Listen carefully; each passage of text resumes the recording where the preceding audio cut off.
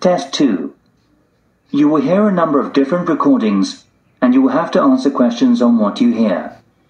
There will be a time for you to read the instructions and questions, and you will have a chance to check your work. All the recordings will be played once only. The test is in 4 sections. Write your answers in the listening question booklet.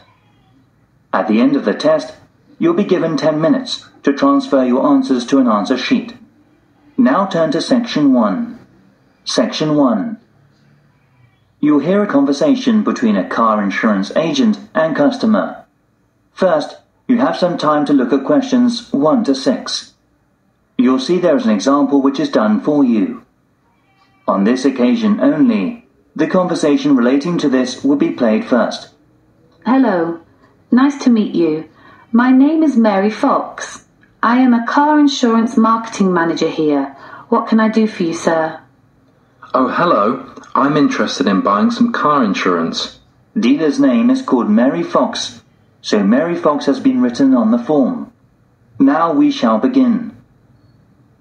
You should answer the questions as you listen, because you will not hear the recording a second time. Listen carefully and answer the questions 1 to 6. Hello.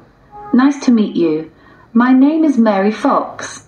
I am a car insurance marketing manager here. What can I do for you, sir? Oh, hello. I'm interested in buying some car insurance. Great. I'll show you a brochure then. What's your name, sir? Tom Jones. Just call me Tom. Easy to remember, isn't it? And your current address in the UK, Tom? It's Flat 1, Woodhouse, Wolf Crescent. Wolf Crescent. Is that in the Surrey Quay area of East London? Yes. And what's your daytime phone number, please? My office number is 020 7788 1212. And could I ask you what you do for a living? I'm a cafe manager. Okay. So can you tell me the engine size of your car, please, Tom? It has a 2.0 litre engine. Thank you. And the model name? It's a Humax Dalton. Could you spell the model name, please? Yes. DALTTON. Oh, yes. Thanks. And when was it launched? It would have been in 2000, I think. Lovely. Right. I presume you've had a previous insurer recently? Yes. Right. We need to know the name of the car insurance company you were with before. Certainly. It was North Pole Safe. Thank you. And have you made any insurance claims within the last 3 years? Yes, 3 cases in 2005. And what was your problem? It was a broken window. That's fine, Mr. Jones. Everything sounds fine so far. Before you hear the rest of the conversation, you have some time to look at the questions 7 to 10.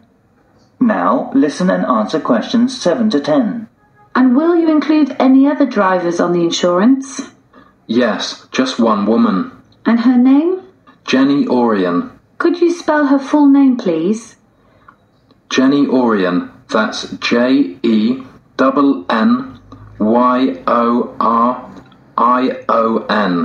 Okay, thank you. And what relationship is she to you? She is my business partner. And what will you be using the car for? Well, mainly for business use. Business use. Will you be using it for delivery? Yes, always. Anything else? No, that's it. And finally, when would you like to begin the insurance? I need it from the 1st of February. Right. Could I check the tick box on the computer now? Yes, go ahead. And that comes out at £700 per year. Well, it's quite a bit higher than I've been paying until now, but it's just about okay. Great. How would you like to pay? Cash or card, sir? I'll use a credit card. Certainly, sir. That is the end of Section 1. You now have half a minute to check the answers. Now turn to Section 2. Section 2. You'll hear a tourism program. Tourism Information Centre in Bath City. First, you have some time to look at questions 11 to 17. Now listen carefully and answer the questions 11 to 17. Thank you for visiting the Elephant Tourism Centre in the city of Bath. First of all, we have various attractions to see in the Roman Bath city, and we'd like to offer plenty of information that you may not have thought of before. How about a tour of the city by bus? There are 4 main stations, from south to north. Stop A, Palace Gardens. Stop B, Pulteney Bridge. Stop C, Royal Crescent. And stop D, Queen Square. You can visit the main booking office at stop A. The first tour bus leaves at 9 a.m. and the last one at 6 p.m. There are also many good attractions you can see along the street. At stop A, if you have a break, you can visit the beautiful garden of the Middle Ages. It is like Rome. It's very close to the ticket box. You can also enjoy a concert in the centre of the garden. Stop B.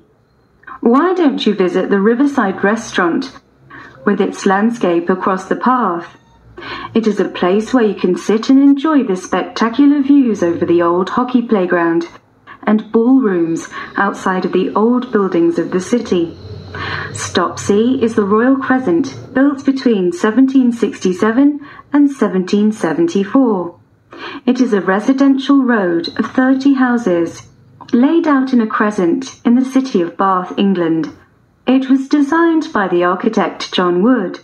It is among the greatest examples of Georgian architecture to be found in the United Kingdom, and is a Grade 1 listed building. Further along at stop D, Queen Square. The most exciting place to visit is the Roman baths, used for the buildings housing their public baths. After sightseeing, you can visit the Team Bath Spa, but you have to pay for that by the hour. Before you hear the rest of the program, you have some time to look at the questions 18 to 20. Now listen and answer questions 18 to 20. Besides, there are city boat tours. 2 local tour companies give special services. The Roman Boat Company operates all of its tours with an audio tour guide service available in English, German, French, Korean, Japanese, and Chinese. Tours leave from 9 a.m. every 30 minutes. The boat departs from the Palace Gardens. Tickets are valid for 48 hours. Another company, the Best Boating View Company, is available with a live commentary in English only. Boats depart from Pulteney Bridge every hour from 9:30 a.m., with the last boat departing at 6:30 p.m. This service also offers refreshments free of charge. That is the end of section 2. You now have half a minute to check the answers. Now turn to section 3. You'll hear a conversation between student Tom and a tutor about a voluntary program. First, you have some time to look at questions 21 to 24. Now listen carefully and answer the questions 21 to 24. Hello, Tom Thompson, isn't it? Yes, that's right. Come in and sit down. Thanks. Right. Well, Tom, as we explained earlier, in this part of the interview, we would like to talk through your application form, your career experience and educational background, and so on. And then in the second part, you'll go for a group discussion. Group discussion. Yes, I see. So, was your first degree in business studies? Yes, but I also majored in educational science. And you graduated in 2002. And I know you have been doing some teaching. Yes, I worked as a volunteer in a primary school in Vietnam. I was there for about 3.5 years in total, from 2003 to 2006. Great. What kind of organisation was it? It's a voluntary organisation called Asian Cross. Okay, yes, I have heard of it. It operates in several Asian countries, doesn't it? And what kind of school was it? A rural primary school in a shanty town. Right. And what did you teach? A variety of subjects in different areas. I did mainly arithmetic with levels 1 to 3 and some English conversations with level 5. Then in my final year I took on some construction and gardening. That's level 6. Right, that sounds great. I also ran the subsistence farming in a rural area with residents. How interesting. Before you hear the rest of the conversation, you have some time to look at the questions 25 to 30. Now listen and answer questions 25 to 30. And how did you join the voluntary organisation? Actually, a friend mentioned them. The Asian Cross do applying, enlightening, and make voluntary works and so forth. So, what did you get from them? Well, I was so happy to help the people with my efforts. At the end, I was so proud of myself as a volunteer. Sometimes I was really sharing a lot and understanding the others. I see. And I also found I was able to improve my vision and dream for the future dramatically. I made up my mind to extend my voluntary work to other countries as well. Right.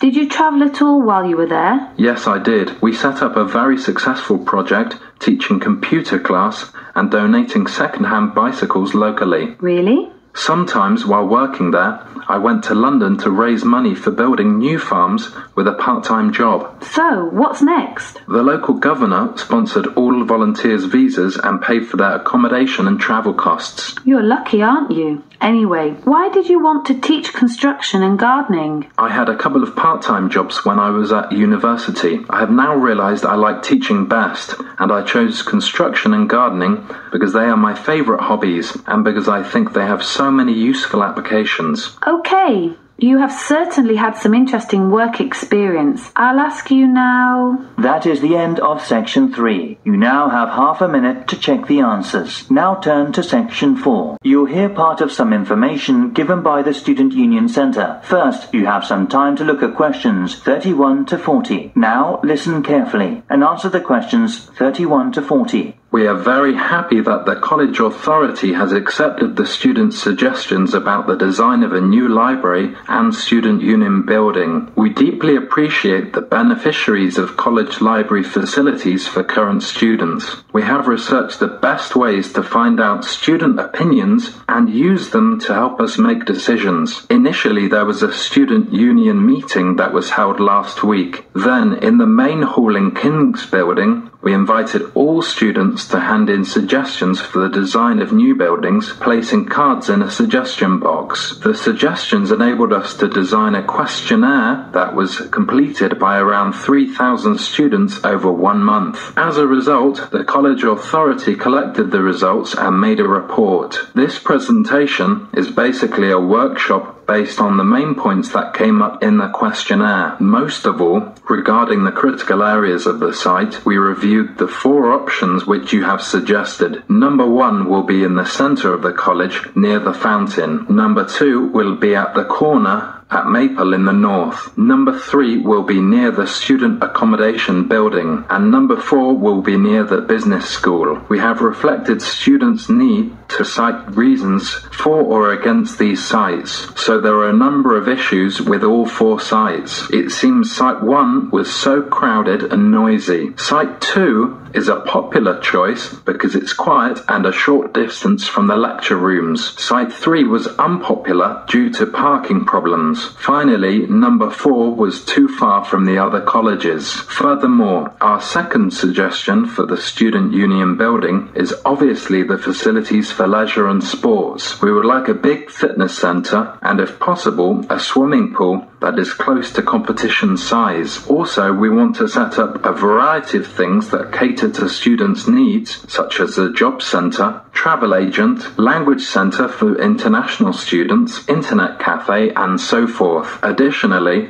the Student Counselling Centre and Luxury Refectory will also be there. However, we are also considering a drama theatre. Just over 30% of the respondents were in favour of this and 25% were against it. Around 45% were neutral. 70% of respondents are in favour of the Student Union building being located close to the accommodation buildings, as this will be more convenient for them, although there are some concerns about security and fire. Also, the Student Union deeply insisted that a video surveillance system and security guard team that check the Student Union ID cards are in place. Finally, these buildings will be maintained well, as this is important for students' welfare. As I said, further details and information will be given in our college newspaper, but for now, I would be glad to answer any questions you may have. That is the end of section 4. You now have half a minute to check the answers. That is the end of the listening test. In the IELTS test, you now have 10 minutes to transfer your answers to the listening answer sheet.